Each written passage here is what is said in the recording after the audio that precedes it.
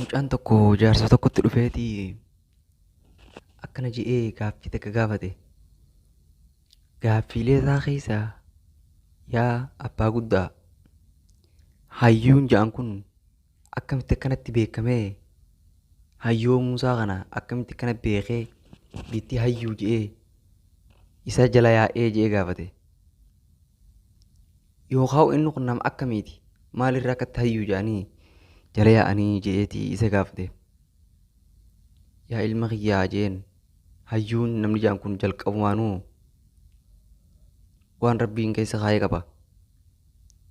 Garuu ta'ee hin babbalaquu jeen bakka hundatti hin haasa'uu jeen. Haasa'uu caalaa dhageeffachuu guddisaa jeen.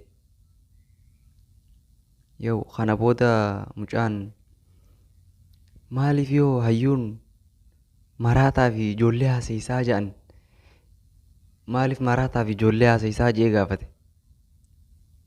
Maraataa fi ijoollee onni haasa'isuuf maraataan dubbii qulqulluu qofa haasa'a. Ijoolleenis akkuma maraataati qulqulluu qofa haaso'itti. Waan namni itti hime osoo hin taane ijoolleenis akkuma maraataa sanitti waanuma dhugaa waanuma jiru san himti waanuma gartee himti ijoolleenis je'anii itti hime. Namni jiddu jireessuu kun immoo wayiin adda eega je'ee wayiin tolchafaa je'eeti soba. Tanaafi maraataan tanaafi hayyuun ijoollee fi maraataa haasa'isaa jedhanii jeen.